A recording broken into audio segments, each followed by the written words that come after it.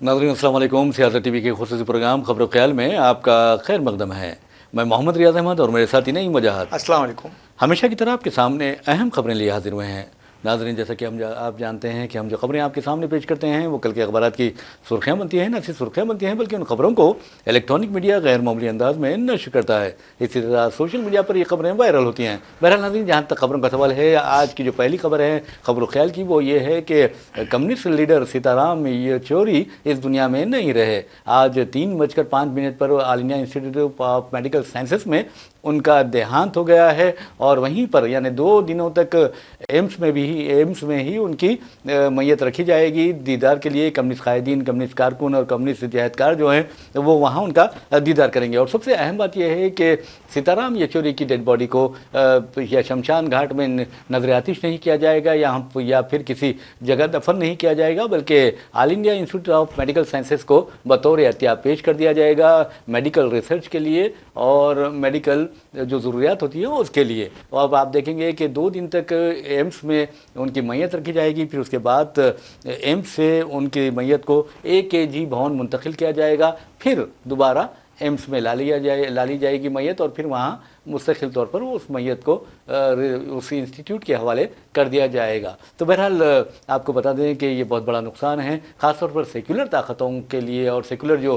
Forces हैं हमारे मुल्क में उनके लिए और अक़लियतों के लिए बहुत बड़ा नुकसान तस्वुर किया जा रहा है सीताराम येचुरी की मौत का, क्योंकि वो जिस सुलझे हुए अंदाज में मोदी हुकूमत पर शदीद तनकीद किया करते थे और यहाँ तक कि आप देखेंगे कि इल्मी शख्सियत थे और हैदराबाद से उनका ख़ास ताल्लुक़ भी रहा है, निज़ाम कॉलेज से उन्होंने तालीम हासिल की थी। तो बहरहाल हम चलते हैं अपने मेहमान नईम वजाहत की तरफ और पूछते हैं कि क्या असर पड़ेगा कम्युनिस्ट तहरीक पर या कम्युनिस्ट CPM पर। देखिए, ये कह सकते हैं कि एक सेकुलर आवाज़ खामोश हो गई, क्योंकि हमने देखा है कि उसूलों पर कायम रहने वाले कायद का नाम सीताराम येचुरी है। जी जी, जिन्होंने अपनी आखिरी सांस तक अपने बनाए हुए उसूलों पर काम किया है, कभी उससे हटे नहीं हैं, कभी उससे उन्होंने गलती की है, कोई गलतियाँ की हैं। कम्युनिस्ट पार्टी के लीडर थे। कम्युनिस्ट पार्टियों में की तहरीक तो आपको मालूम है कि नाइंसाफ़ियों के ख़िलाफ़ कम्युनिस्ट पार्टियों ने हमेशा जद्दोजहद किया है, कांग्रेस के साथ भी रही हैं और हम ख्याल जमातों के साथ भी उन्होंने काम किया है। आपको बताता चलूँ कि JNU की वो 3 मरतबा सदर रह चुके हैं। बहुत बड़ी बात, हाँ। और साथ ही साथ उनकी जो फलाही स्कीमात, जो भी स्कीमात थी या कम्युनिस्ट पार्टियों जो भी प्रोग्राम तैयार करते थे उसमें बढ़ चढ़ कर हिस्सा लिया करते थे। तुलबा तंजीम के दौर से ही वो एक्टिव थे। बहुत हैदराबाद से उन्होंने हैदराबाद में उनका लड़कपन गुजरा है, निज़ाम कॉलेज में उन्होंने तालीम हासिल की है। मुझे अच्छी तरह याद आ रहा है, मैंने उनका एक इंटरव्यू किया था, उसमें उन्होंने कहा था कि आज सहाफ़त का मेयार भी गिर रहा है, इस तरह की उन्होंने बात की थी। खैर वो अलग बात, डिबेट है उसके ऊपर बात करने के लिए, लेकिन वो चाहते थे कि जो हैदराबाद का मीडिया है, हिंदुस्तान का जो मीडिया है, वो हालात की सही अक्कासी करे जी, क्योंकि वो जहदकार हैं, उनका काम ही जद्दोजहद करना है।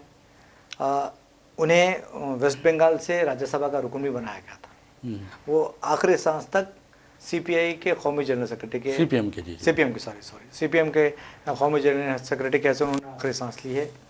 मैं समझता हूँ कि हिंदुस्तान के लिए बहुत बड़ा नुकसान है और मैं समझता हूँ ये सेक्युलर ताकतों के लिए भी बहुत बड़ा नुकसान है। और वैसे भी नाज़रीन, अगर सीताराम येचुरी को देखा जाए, उनकी खिदमात को देखा जाए, तो आप ये कह सकते हैं कि आज एक सेक्युलर आवाज़ ख़त्म हो गई है, आज एक जमहूरी आवाज़ ख़त्म हो गई है। वो आवाज़ जो नरेंद्र मोदी के ख़िलाफ़ उठा करती थी, वो आवाज़ जो फ़िरका परस्त दरिंदों के ख़िलाफ़ उठा करती थी, वो आवाज़ जो हिंदुस्तान के शिराज़े को बिखरने वाली ताकतों के ख़िलाफ़ बुलंद हुआ करती थी। जी, बिल्कुल सच कहा आपने। देखिए कि हमने देखा है कि 2002 और 2009 में जब कांग्रेस से इत्तेहाद करके कम्युनिस्ट पार्टी ने UPA हुकूमत तश्कील दी, तो उसमें उन लोग कम्युनिस्ट जमातों का अहम रोल था।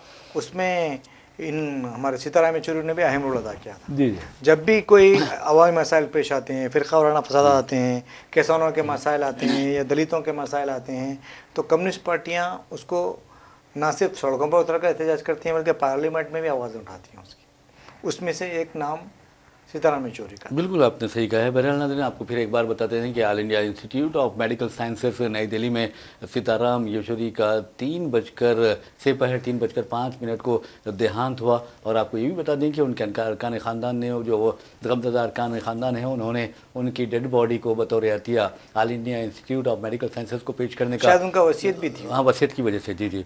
और एक अहम बात यह है कि टीचिंग और रिसर्च पर्पज़ के लिए ये डेड बॉडी दी जा रही है। वैसे नाज़रीन, मैं आपको बता दूं कि जो पसमानगान में सीमा चिश्ती जो है उनकी वाइफ है, और फिर उनके एक बेटी और एक बेटा भी शामिल हैं। बेटा दानिश है और बेटी जो है अखिला है, और एक बेटा उनका 34 साल की उम्र में उसका इंतकाल हुआ था। आप देखेंगे कि आशीष येचुरी, और उसका भी बहुत ज़्यादा गम था उन्हें कोरोना जी हाँ जी, कोरोना के दौरान। देखिए, मैं समझता हूँ कि हर कोई ये सोचता है कि अपने बच्चे तरक्की करेंगे, जी जी, लेकिन कोई ये नहीं सोचता कि अपनी ज़िंदगी में अपने बच्चों के इंतकाल को अपनी आंखों से देखें। मैं समझता हूँ कि उस दौर से भी उन्होंने गुजरा है। जी हाँ जी, जवान बच्चे की लाश अगर आप देखिए, हाँ शायद वो जर्नलिस्ट भी था। हाँ जी हाँ, जर्नलिस्ट थे, बिल्कुल। जी जी, अंग्रेजी सहाफ़ी थे वो। वैसे भी नाज़रीन, आपको बता दूं कि जहाँ तक बाप का सवाल है, बाप को बेटे का जो गम होता है, उसी तरह माँ को भी बेटे का गम होता है। लेकिन जिस अंदाज में कहा जा रहा है कि आशीष येचुरी के देहांत के बाद सीताराम येचुरी की तबीयत भी बिगड़ने लगी थी, और तनफ्फुसी आर्ज़े का वो शिकार हो गए थे, सांस लेने में तकलीफ महसूस कर रहे थे। और 19 अगस्त को उन्हें एम्स में शरीक किया गया था, इमरजेंसी वार्ड में। फिर उसके बाद ICU मुंतकिल किया गया, और उसके बाद आपने देखा कि पिछले 3 रोज़ से ये कहा जा रहा था कि उनकी तबीयत बहुत नाजुक हो गई है। तो बहरहाल ये बहुत बड़ी बात है कि एक हिंदुस्तान की ऐसी आवाज़ अब ख़त्म हो गई है, अब बंद हो गई है, जो फ़िरक़ापरस्तों के ख़िलाफ़ उठती थी और दस्तूर की तायद और हिमायत में उठा करती थी, मज़लूमीन की और कमज़ोरों के तहफ़्फ़ुज़ के लिए उठा करती थी। वो आवाज़ आज खामोश हो गई है। और मैं समझता हूँ कि इससे बढ़कर और कुछ उन्हें ख़राजी अक़ीदत उन्हें पेश नहीं किया जा सकता, क्योंकि आप देखेंगे कि कम्युनिस्टों के अपने उसूल होते हैं, और जिस तरह बृंदा करत है और प्रकाश करत है, जिस अंदाज में वो गरीबों के हिफाजत के लिए, तहफ़्फ़ुज़ के लिए आगे बढ़ते हैं, मैं समझता हूँ कि दूसरी जमातों के कायदीन में वो जज्बा नहीं होता। बिल्कुल सच कहा आपने। कम्युनिस्ट पार्टियाँ जिस तरह दूसरी जमातों के कायदीन के पास पैसा होता है, बड़े बड़े गाड़ियाँ होती हैं, जी जी, उससे कम्युनिस्ट पार्टियों के पास उस तरह ज़्यादा नहीं होता। मैं ये नहीं कह रहा हूँ कि कम्युनिस्ट पार्टियों के पास नहीं होता, जी जी, लेकिन वो उनकी जो खिदमत है वो नाकाबिल फरामोश है। जी जी, इंसानियत की बुनियाद पर अपने आप को वो गरीब लोगों के लिए मुख्तस कर देते हैं, उनकी आवाज़ बन के आवाज़ बन के उनके आवाज़ों में गूंजते हैं वो। और मैं समझता हूँ कि जहाँ भी गरीब लोगों के घरों का मामला आता है, वो सामने आते हैं, या फिर किसी के साथ नाइंसाफ़ी हो रही है, या हुकूमत में किसी के साथ नाइंसाफ़ी हो रही है, स्कीमात में किसी के साथ नाइंसाफ़ी हो रही है, तो आवाज़ उठाते हैं वो लोग। जी हाँ। हमेशा। वैसे नाज़रीन, चलिए एक और खबर की जानिब चलते हैं। उस खबर का ताल्लुक़ हिंदुस्तान के मुसलमानों से है, और हिंदुस्तान के मुसलमानों के लिए मौक़ूफ़ा जो जायदादें होती हैं वो बहुत ज़्यादा अहमियत रखती है। औक़ाफ़ी जायदादों का ताल्लुक़ जहाँ तक है, आप अच्छी तरह जानते हैं कि ये अल्लाह की जायदाद होती है, और उसका इस्तेमाल मंशाए वक्फ़ के ख़िलाफ़ नहीं किया जा सकता। लेकिन मोदी हुकूमत है कि मौक़ूफ़ा जायदादों पर बुरी नज़र रखे हुए है, इसमें कोई दो राय नहीं है। और मोदी हुकूमत ने पार्लियामेंट में यानी लोकसभा में वक्फ़ तरमीमी बिल पेश किया था, लेकिन अपोजिशन ने उसकी शदीद मुखालिफत की, जिसके बाद मुश्तरका पार्लिमानी कमेटी को ये बिल हवाले करने का फैसला किया गया। और फिर आपने देखा कि मुश्तरका पार्लिमानी कमेटी, जिसमें लोकसभा के 21 अरकान और राज्यसभा के 10 अरकान शामिल है, उसमें हैदराबाद के रुकन पार्लियामेंट असदुद्दीन से भी शामिल है। तो ये इस कमेटी ने एक तजवीज़ ये पेश की कि आवाम भी अपनी तजावीज़ या मशवरे दे सकते हैं। और फिर आप देखेंगे कि एक इश्तिहार जारी किया गया और कहा गया कि लोग ईमेल के ज़रिए, फिर फैक्स के ज़रिए, या फिर लेटर्स के ज़रिए, या जो भी तरीक़े हैं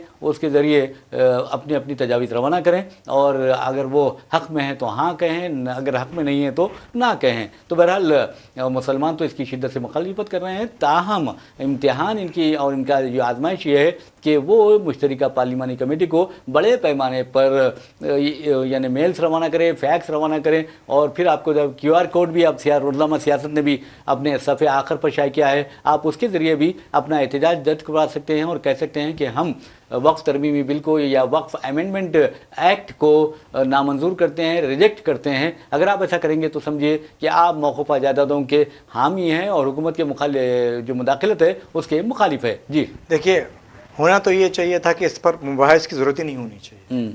पार्लियामेंट में तरमीमी बिल पेश करने की ज़रूरत ही नहीं थी। हमारे पास इतने पहले से क़वानीन मौजूद है वक्फ़ एक्ट, उसको अगर सही इस्तेमाल किया जाता तो बेहतर है। लेकिन ये इसके पीछे तमाम सियासी खेल है।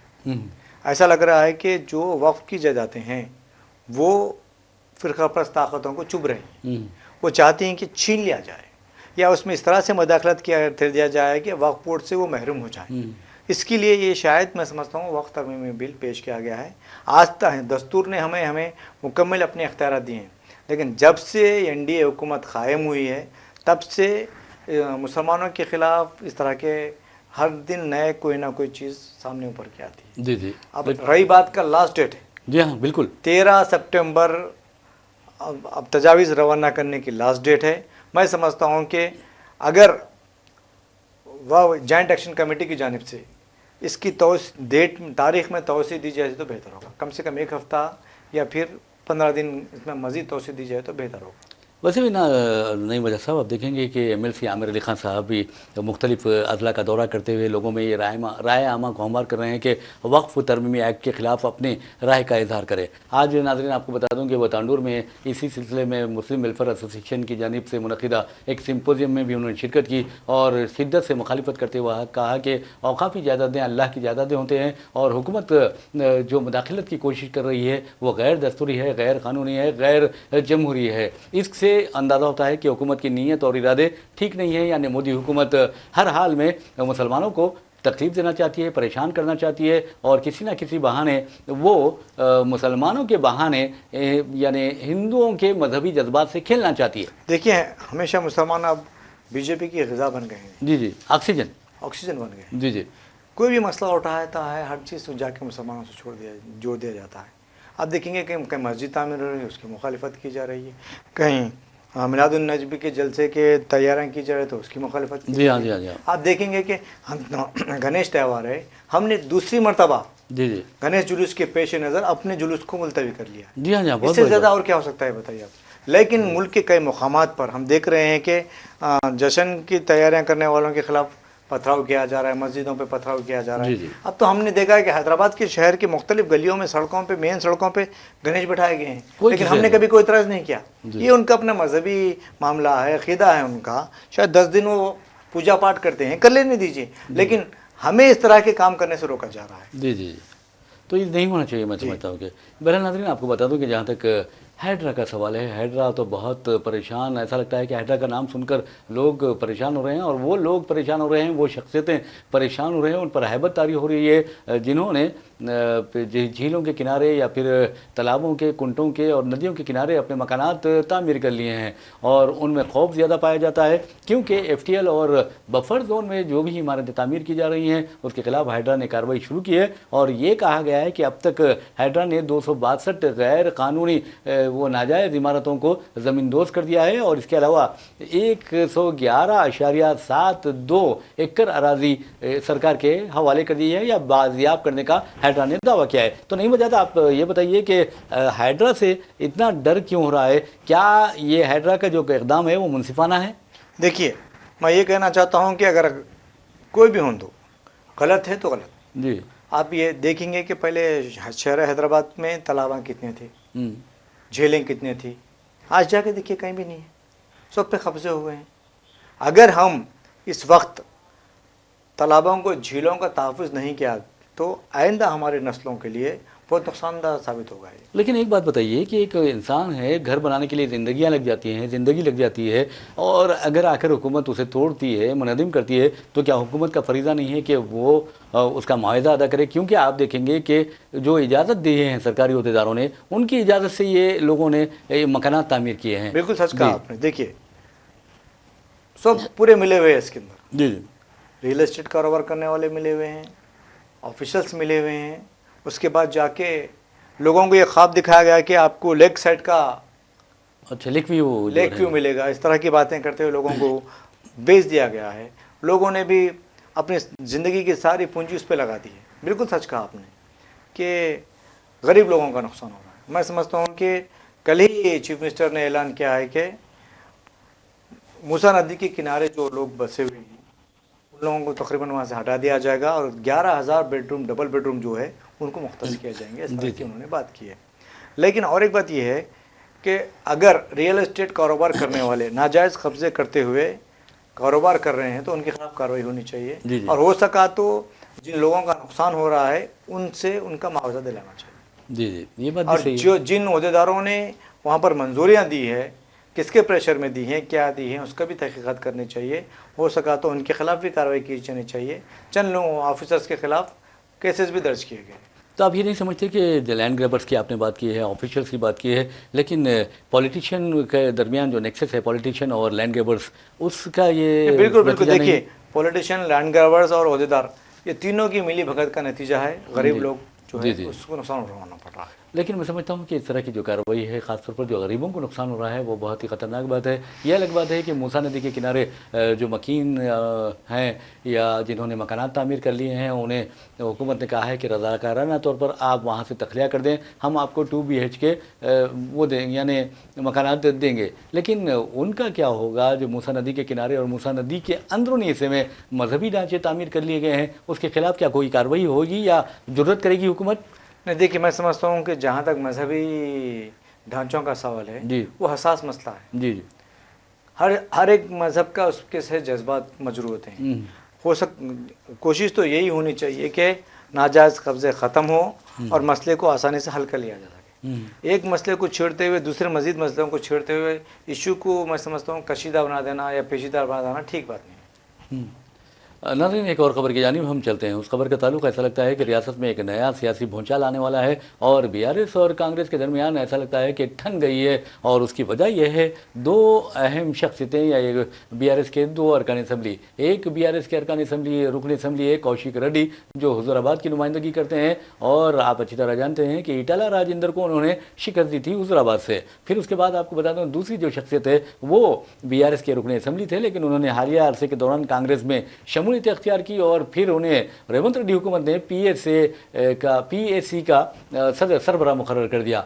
अब इसको लेकर बहुत ज़्यादा यानी गड़बड़ हुई है और कौशिक रेड्डी के घर पर कहा जा रहा है कि हमला कर दिया गया है और उस सिलसिले में पुलिस ने कौशिक रेड्डी को और उनके हामियों को उनके घरों पर नज़रबंद कर दिया। जबकि जो BRS से कांग्रेस में शामिल हुए हैं A गांधी, उन्हें उनके यानी घर को रवाना कर दिया गया। जी देखिए, ये सुबह से हैदराबाद में हंगामा चल रहा है, सियासी खेल कूद चल रहा है।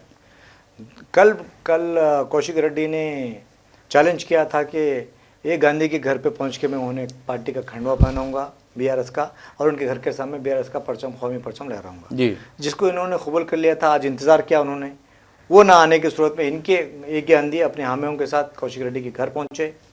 बताया जा रहा है कि गांधी के हामियों ने कौशिक रेड्डी के हामियों पर हमला भी किया है, अंडे टमाटर भी बरसाए हैं, उनके फर्नीचर को नुकसान भी पहुंचा है। जिसके बाद हरीश राव, कौशिक रेड्डी और दूसरे अरकान असम्बली साइबराबाद पुलिस कमिश्नर पहुंचे। वहां पर उन्होंने इनके खिलाफ हमला जो हुआ उसके शिकायत दर्ज कराने की कोशिश की, लेकिन पुलिस ने कहा है कि सिर्फ अरकान असम्बली को अंदर जाने दिया जाएगा, दूसरों को नहीं दिया जाएगा। इसके बाद कौशिक रेड्डी पुलिस वालों से उलझ पड़े। हरीश राव ने समझा बुझा के अलग किया उन्हें।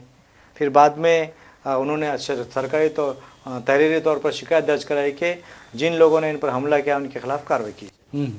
देखिए, ये मसला ये है कि शुरुआत कौशिक रेड्डी ने की। आपको बताते चलूँ कि कौशिक रेड्डी भी पहले कांग्रेस में थे जी, बाद में वो अलग बात है कि वो BRS में शामिल हुए। अब जो गांधी है, पहले वो तेलुगु देशम में थे, अच्छा, रुकन असम्बली, बाद में उन्होंने BRS में शमूलियत इख्तियार की, अब कांग्रेस में शामिल हुए हैं। जब वो तेलुगु देशम से BRS में शामिल हुए थे तो उन्हें रेड सुर्ख कालीन पर उनका इस्तकबाल किया गया था। अब वो दोबारा BRS छोड़ के कांग्रेस में गए हैं तो उन्हें गद्दार करार दिया जा रहा है। पता नहीं उन्हें क्या कुछ। और कल कौशिक रेड्डी ने उन्हें एक साड़ी मीडिया में बताते हुए, चूड़ियाँ बताते हुए ये पहनने की उन्हें दावत दी जी जी जी, जिस पर कांग्रेस की खवातीन ने भी गांधी भवन में एक एहतजाजी प्रेस कॉन्फ्रेंस किया है और जूते चप्पल का उन्हें बताते हुए कहा कि अगर इस तरह से खवातीन की तौहीन की गई तो आप बचेंगे नहीं। इस तरह की उन्होंने धमकी दी गई जी जी जी। ये कल से चलते आ रहा है। आज इस पर हंगामा मच गया है इसके ऊपर जी जी, दोनों पार्टियों की तरफ से। खैर दोनों पार्टियां उसमें शामिल नहीं हैं, दो भी BRS की पार्टी के लोग हैं जी जी, लेकिन ये कहा जा रहा है कि कांग्रेस ने, BRS ने इल्ज़ाम लगाया कि चीफ मिनिस्टर ने कौशिक रेड्डी के घर पे हमला करा है। इस तरह का इल्ज़ाम लगाया गया है। हालांकि चीफ मिनिस्टर दिल्ली में मौजूद हैं और आप अच्छी तरह जानते हैं कल रात ही चीफ मिनिस्टर दिल्ली रवाना हुए थे। नाज़रीन, ये भी एक खबर है, बहुत ही अहम खबर है और वजह ये है कि चीफ मिनिस्टर रेवंत रेड्डी वज़ीर आज़म नरेंद्र मोदी और अमित शाह से मुलाकात के लिए दिल्ली रवाना हुए और वहाँ पर उन्होंने पार्टी हाईकमान से भी मुलाकात का मनसूबा बनाया है, प्रोग्राम में शामिल है। तो नईम वज़ीर साहब, आप ये बताइए कि किस किस से मुलाकात हुई है चीफ मिनिस्टर रेवंत रेड्डी की दिल्ली में? अब अभी तक तो जो हमें इतलात मिली है, केसी वेणुगोपाल से उन्हें मुलाकात हुई अच्छा, है। कांग्रेस के जनरल जी। सेक्रेटरी। हाँ। और अजय माकन, अच्छा, उनसे उनकी मुलाकात हो गई है। सीनियर लीडर हैं कांग्रेस सीनियर के। जी, कांग्रेस के सीनियर लीडर है। और बताया जा रहा है कि और भी दूसरे वज़ीर आज़म, प्राइम मिनिस्टर और फिर वज़ीर दाखिला का अपॉइंटमेंट ले रहे हैं। हो सकता है कि आज उनकी मुलाकात हो जाए, इस पर भी बातचीत चल रही है। उन्होंने दिल्ली में हैदराबाद के इशू पे मीडिया से गैर रस्मी बातचीत की। अच्छा। उन्होंने जो आज का जो एपिसोड है हैदराबाद का, जी जी। कौशिक रेड्डी और गांधी का, उस पर दिल्ली में गैर रस्मी बातचीत, मीडिया से गैर रस्मी बातचीत करते हुए कहा था कि आज बीआरएस ये इल्ज़ाम लगा रही है कि पीएससी का, पब्लिक अकाउंट कमेटी का जो ओहदा है वो अपोजिशन को देना चाहिए था, लेकिन कांग्रेस हुकूमत ने नहीं दी है। इस तरह का उन्होंने इल्ज़ाम लगाई है, जिसका जवाब देते हुए चीफ मिनिस्टर ने कहा है कि 2019 में कांग्रेस पार्टी अपोजिशन में थी, लेकिन उस वक्त पीएससी का जो पोस्ट था कांग्रेस को देने के बजाय बीआरएस हुकूमत ने एमआईएम के कायद अपोजिशन या फ्लोर लीडर अकबर दनोवैसी को दिया था। इस तरह का वो इल्ज़ाम लगा रहे हैं। वो जब इस तरह का काम कर सकती हैं तो उन्हें जेब नहीं देता कि कांग्रेस पार्टी पर इल्ज़ाम लगाया। उन्होंने कहा कि अभी तक जो गांधी है वो बीआरएस में है। असम्बली का बजट सेशन ख़त्म होते ही स्पीकर की जानिब से एक बुलेटिन जारी किया जाता है कि कितने कौन सी पार्टी के कितने उम्मीदवार हैं, कितने कौन सी पार्टी ने कितना वक्त लिया, कितने मिनट बातचीत हुई, इस तरह के एक बुलेटिन जारी कर दिया जाता है। उस बुलेटिन में बताया गया था कि बीआरएस के 38 एमएलए हैं, अरकान असेंबली। अच्छा। उस पर बीआरएस ने तब ने कोई एतराज़ नहीं किया था। जी जी। आज बीआरएस ये एतराज़ कर रही है कि कांग्रेस पार्टी बीआरएस के अरकान असेंबली को डरा धमका के ब्लैकमेल करके कांग्रेस में शामिल कर रही है। नाज़रीन, एक और खबर की जानिब हम चलते हैं और इस खबर का ताल्लुक है बीजेपी से। बीजेपी के जो अहम कायद हैं बंडी संजय, जिनकी बकवास के लिए वो बदनाम भी है, लेकिन मुमलिकती वज़ीर दाखिला उन्हें बनाया गया है और अमित शाह के बहुत ही करीबी समझे जाते हैं। और आपने देखा कि एक मरहला ऐसा भी आया था कि बंडी संजय अमित शाह की चप्पलें उठा रहे थे। बहरहाल वो उनकी अपनी मर्ज़ी है, चप्पलें उठाएं या कुछ और उठाएं, लेकिन एक बात ज़रूर है कि अब बंडी संजय ने ऐलान कर दिया है कि जीएचएमसी के इंतखाबात जो होंगे उसमें बीजेपी को कामयाबी हासिल होगी और मेयर भी बीजेपी का होगा। तो आप ये बताइए कि किस तरह ये दावा कर रहे हैं? देखिए, हाँ, ये अलग बात है कि हालांकि मजलिस इत्तेहादुल मुस्लिमीन भी है, इनमें एक दो का फर्क था बस। ये बात सच है कि गुज़िश्ता जीएचएमसी के इंतखाबात में बीजेपी को 40 जी हाँ डिवीजन पे कामयाबी हासिल हुई थी। उसके बाद बीजेपी ने ये कहना शुरू कर दिया था कि आइंदा जब भी असम्बली के इंतखाबात होंगे बीजेपी कामयाब होगी। हमने देखा बीजेपी 8 तक मौजूद हो गई। जी। अब वो लोकसभा इंतखाबात में ये कहा था कि हम सबसे बड़े जमात बन के उभरेंगे, लेकिन फिर भी वहाँ पर 8 अरकान पार्लियामेंट बीजेपी के कामयाब हो के आए। अब ये कहा जा रहा है कि जब भी जीएचएमसी के इंतखाबात होंगे मेयर हमारा होगा। हर पार्टी दावा करती है, दावा करने में कोई बुराई नहीं, बिल्कुल। लेकिन जब ग्राउंड की हालत देखा जाए, बीजेपी में खुद बीजेपी के अरकान असम्बली, अरकान पार्लियामेंट नाराज़ है। वो ये आज उन्होंने एक बीजेपी एलपी का इजलास मुनक़िद हुआ जिसमें अरकान असम्बली, अरकान पार्लियामेंट ने शिरकत की और ये कहा गया कि बीजेपी की पार्टी की सरगर्मियों में अरकान असम्बली को, अरकान पार्लियामेंट को शामिल नहीं किया जा रहा है। आज भी बीजेपी के जनरल सेक्रेटरीज का राज चल रहा है। इस तरह की उन्होंने इल्ज़ामात आयद किए हैं और आपस में बैठ के उनके साथ जो नाइंसाफ़ियाँ हो रही हैं उस पर गुफ्तगू की है और मीडिया में ये तासुर देने की कोशिश की कि हमने 17 सितंबर पर डिस्कस किया है, हमने राशन कार्ड के ऊपर डिस्कस किया है, हमने किसानों के कर्ज माफ़ी के ऊपर डिस्कस किया है। लेकिन अंदरूनी जो बात है, ये बात आई है कि बीजेपी में खुद बीजेपी के कायदीन अपने आप को नज़रअंदाज करने से परेशान है, नाराज़ है और इस पर तनकीद कर रहे हैं। बहरहाल एक और ख़बर की जानिब चलते हैं। हम अपना प्रोग्राम खबर ख्याल अख्ताम को पहुंचाते हैं और वो ख़बर मौलाना कलीम सिद्दीकी से मुताल्लिक़ है। आप अंदाज़ा कीजिए कि अगर किसी को सज़ाए उम्र कैद सुनाई जाती है तो फिर उसका बीपी बढ़ जाता है, उसके चेहरे पर हवाएं उड़ने लगती है, वो गम में मुब्तला हो जाता है और अजीब व गरीब हालात का वो शिकार हो जाता है, मायूसी उसे आ घेरती है। लेकिन मौलाना कलीम सिद्दीकी 66 साल उम्र है और आपने देखा कि किस तरह उन्होंने बंदगाने खुदा को नेकी की तरफ बुलाया, सिराज मुस्तकीम की तरफ बुलाया और उन बंदों ने हिदायत भी पाई और अल्लाह ने उन्हें हिदायत भी दी। तो बहरहाल आप देखेंगे मौलाना कलीम सिद्दीकी को कल गैर कानूनी और नाजायज़ तौर पर तब्दील मज़हब करवाने के इल्ज़ाम में ये कहा जा रहा है कि मौलाना कलीम सिद्दीकी के जो हामी हैं वो तो कहते हैं कि ये झूठा है इल्ज़ाम है, ये फ़र्ज़ी इल्ज़ाम है और ये जानबूझकर मौलाना कलीम सिद्दीकी को फंसा गया है। इस तरह की बात उनके हामी कहते हैं और ये बिल्कुल हकीकत भी है। तो बहरहाल मौलाना कलीम सिद्दीकी आप अंदाज़ा लगाइए कि इन तमाम मुसीबतों के बाद उनके चेहरे पर मुस्कुराहट देखी गई और वो मुस्कुरा रहे थे,